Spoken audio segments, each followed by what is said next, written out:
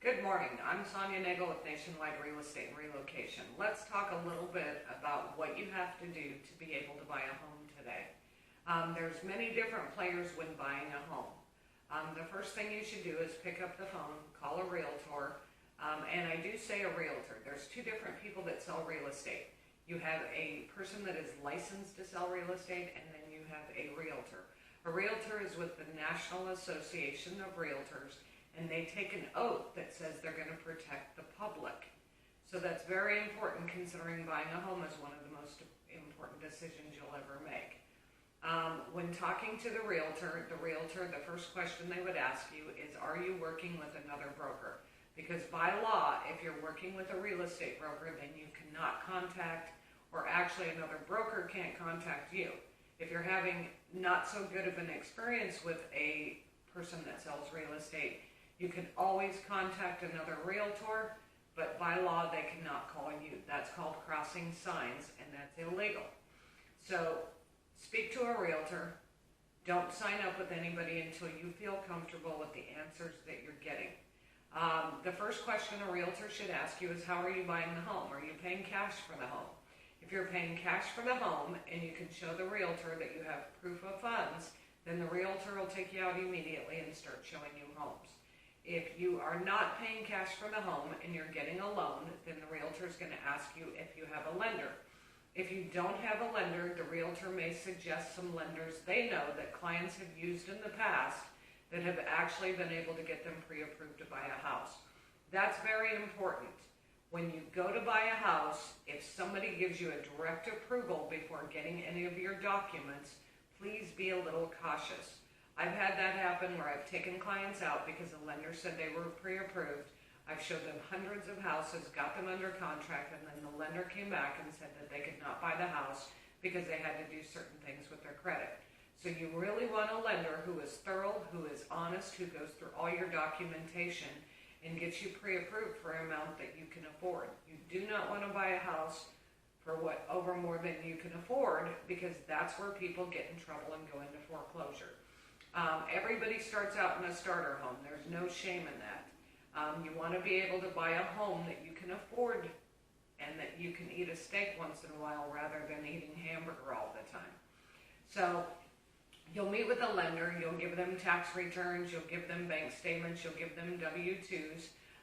And then about a week and a half, 2 weeks later, the lender will have sent that file to the underwriter. The underwriter is the one that goes through it with a fine-tooth comb.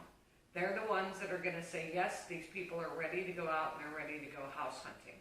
Once you're ready to go out and go house hunting, you need to make sure that you have money for earnest money. The earnest money is a deposit. It's taken off the final figure when you go to close on the home. So if you put $3,000 from earnest money and you need to bring $5,000 to the closing table, then you'll only be bringing $2,000 to the closing table. So you need that money for earnest money, but you also need money for a home inspection. Nobody wants to buy a house without a home inspection because you don't want to close on the home and have the furnace go out the day after. You don't want the roof to be bad. You don't want the sewer to be bad. And you don't want to have radon gas in your basement. A lot of homes that have basements have radon gas. Most homes in the United States have radon gas, but you want to ensure that the levels are not too high to where it's cancer causing. The inspection is all about the condition of the property. Has nothing to do with the value. It's about the condition of the property. After you get your home inspection, you go through a process which is an inspection resolution. Inspection objection. The inspection objection is where you go to the seller and you say, I need a new furnace, I need a new hot water tank, and the seller comes back and tells you what they're willing to do. At that point, a realtor can still get your earnest money back if you decide you want out of buying that home. If you decide that you're ready to go through with buying the home, the seller replaces the furnace, the seller replaces the hot water tank, or they don't, and you're willing to buy the home anyway, then you go to the appraisal process. The appraisal process is a licensed appraiser for either the VA or FHA or a conventional bank. That appraiser is only looking at the value of the home. They're making sure that the home is worth the amount of money that the bank's going to lend you. You cannot buy a home for more than it's worth.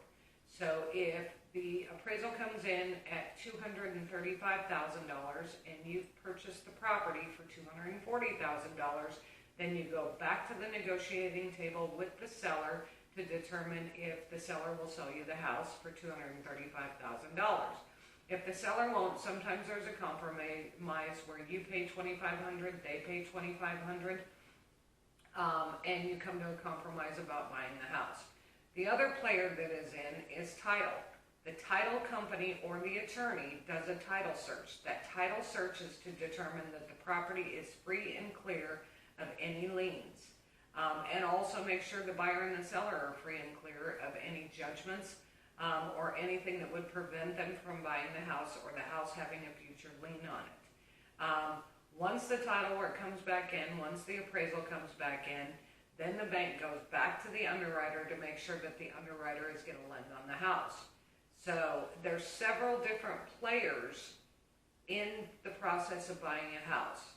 But everybody needs to start somewhere. Don't assume that you can't buy a house based on your credit score. I've had clients that came in with a credit score and didn't think they could buy a house, and we've closed on their new house. I've had people that have come in and they needed a little bit of work on their credit.